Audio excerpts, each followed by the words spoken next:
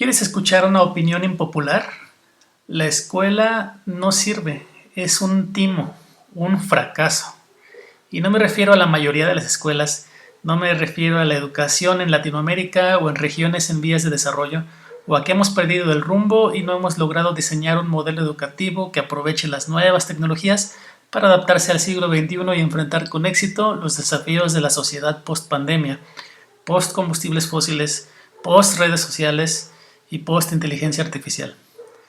La escuela como institución, como concepto, como propuesta política y filosófica, tiene limitantes fundamentales, de raíz, que no pueden ser resueltos.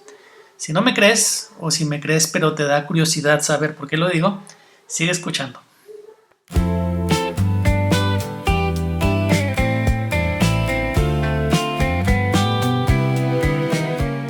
Si una prueba está diseñada normativamente, su propósito es ordenar a los individuos respecto de los demás, según su nivel de desempeño. Estos de aquí se desempeñan en tal nivel, los de acá un escalón más abajo, y finalmente estos son los más bajos. Obviamente no se valoran como seres humanos, sino según su capacidad para realizar tal conjunto de tareas conforme a tal conjunto de criterios. Por definición, esta medición resulta en una distribución de calificaciones, en la que unos pocos están hasta arriba, unos pocos están hasta abajo, y la mayoría de la población se ubica en un intervalo alrededor de la media. Luego, cuando se reportan esos resultados, se propone como objetivo por defecto, como meta natural a perseguir, que todos o la mayoría de los alumnos, que todas o la mayoría de las escuelas, que todos o la mayoría de los sectores estén por encima del promedio, que alcancen niveles altos. Y aquí se introduce una lógica incompatible con la definición de evaluación. El éxito de unos depende de que otros no tengan el mismo éxito.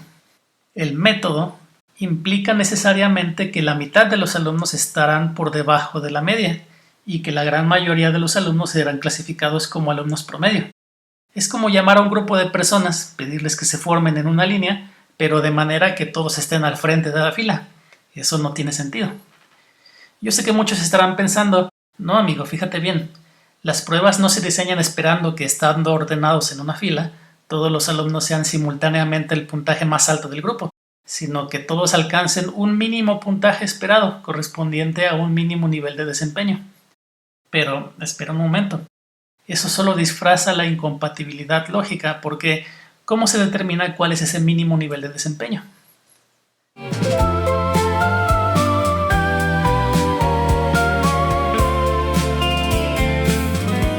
¿Qué pasa con esos niveles de desempeño? ¿Cómo se deciden esos estándares de aprendizaje? Bueno, lo que nos dice la palabra estándar es que se espera que para tal edad los jóvenes sean capaces de hacer tal cosa, según lo que se sabe que es capaz de hacer un joven promedio de esa edad. De nuevo, promedio. Es decir, que la mitad de los jóvenes es capaz de hacerlo, pero no la otra mitad. Y eso es precisamente lo que se observa en los resultados de las evaluaciones. Los estándares educativos se presentan como si fueran verdades naturales acerca del desarrollo humano, cuando en realidad son decisiones sociales e históricas. Alguien decide en algún momento que a cierta edad los estudiantes deberían poder resolver ecuaciones lineales, comprender textos argumentativos, formular hipótesis científicas, y se les olvida que un estándar es una convención, no una descripción objetiva del desarrollo humano. Cuando alguien dice, un estudiante de 12 años debe ser capaz de hacer X, parece estar describiendo un hecho biológico, pero no es más que un juicio de valor sobre lo que considera deseable, sin considerar que los seres humanos hacemos cosas a distintas edades y muchas cosas no conseguimos hacerlas nunca. Eso depende de muchísimos factores: recursos familiares, estructura social, salud física y emocional, madurez biológica y psicológica, tiempo libre, incluso interés personal. Conozco adultos que no saben dividir manualmente, pero también he visto maestros de matemáticas a quienes les tiemblan las piernitas frente a una prueba de ortografía, profesores de computación con pésima condición física, licenciados en Derecho que no saben cuidar su salud, médicos que son ignorantes de la historia de su país. Y en fin, mi propósito no es desacreditar a nadie, sino más bien señalar que no hace falta poseer todas las habilidades socialmente consideradas productivas para ser un ciudadano funcional y productivo para la sociedad.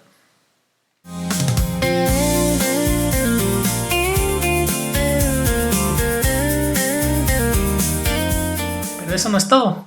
Es posible que una persona sí tenga esas habilidades para cuando cumpla los 20, los 40 o los 60 años de edad, simplemente las desarrolló en un orden cronológico distinto del que se exige normativamente en el sistema educativo. No hay una trayectoria única que sea óptima y medible del desarrollo humano. Es que el sistema escolar no solo establece qué debe aprenderse, sino también cuándo debe aprenderse, y en consecuencia se interpretan las trayectorias asíncronas como retrasos o adelantos respecto de una secuencia idealizada, cuando no se trata más que de variaciones normales del desarrollo. Y sin embargo, esos resultados que los alumnos obtienen en el momento escolar y que sus habilidades son evaluadas, terminan por afectar el rumbo de su vida adulta. Además, la escuela privilegia ciertos capitales culturales porque son relativamente fáciles de formalizar, enseñar y evaluar. Lectura, escritura, algoritmos matemáticos, que no es lo mismo que matemáticas, datos científicos e históricos, que tampoco es lo mismo que pensamiento científico y conciencia histórica, y en cambio se valora menos otras capacidades como habilidad atlética, expresión artística, carisma social, liderazgo informal, sentido del humor, gestión de las emociones, creatividad práctica, capacidad para construir redes de apoyo. Y sin embargo, muchas de estas capacidades tienen consecuencias enormes sobre la calidad de vida, las relaciones personales, el bienestar psicológico e incluso el éxito profesional. De todo esto también se puede vivir, y también tiene un valor civilizatorio y un peso social, porque no todos pueden hacerlo. A ver, ¿qué es más difícil? ¿Resolver una integral trigonométrica o consolar a un amigo que ha perdido a sus padres? ¿Qué es más valioso? ¿Cómo se juzga eso? La escuela mide una porción tan pequeña de las capacidades humanas y las trata como si esa porción representara el desarrollo global de las personas.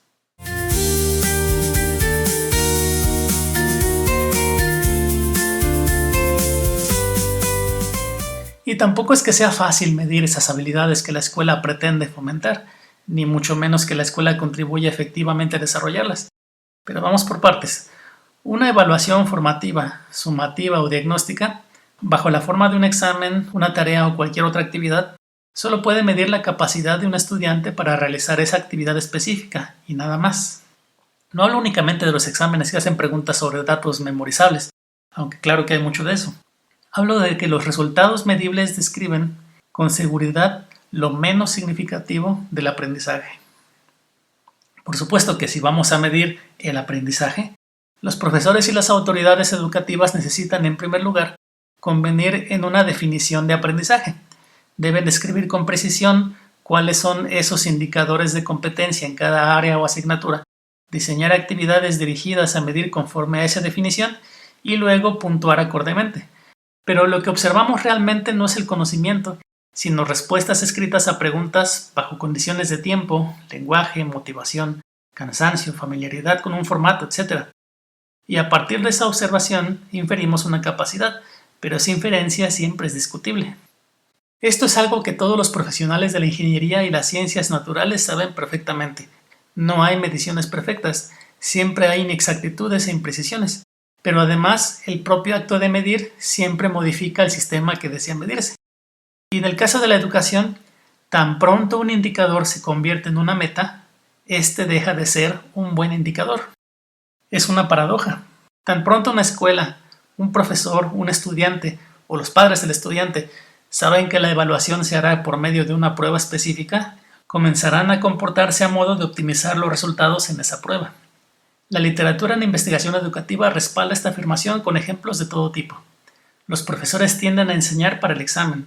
Los alumnos tienden a memorizar para el examen. Planean sus proyectos conforme a la rúbrica, no para el aprendizaje.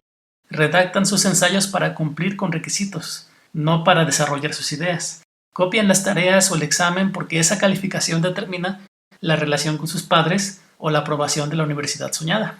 Las instituciones tienden a entrenar en formatos reactivos. El Estado instruye la preparación estratégica para pruebas estandarizadas, no para el aprendizaje.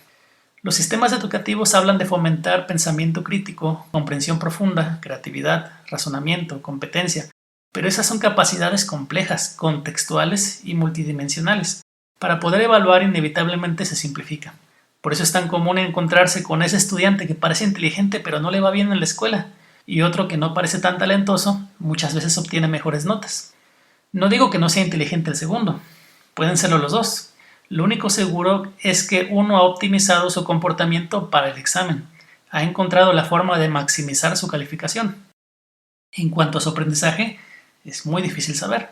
Y esta no es una observación sobre ciertos tipos de exámenes, sino sobre la medición en general, el proceso mismo de medir. Claro que hay exámenes, tareas y actividades que pueden ser más valiosos que otros, pero dado que las calificaciones tienen consecuencias importantes, los estudiantes, docentes, escuelas y familias tienden de manera natural a maximizar la calificación, no el aprendizaje. Porque cuando un indicador se convierte en objetivo, los actores buscan optimizar el indicador, no necesariamente aquello que el indicador pretendía medir. Por lo tanto, la calificación deja de reflejar fielmente el aprendizaje.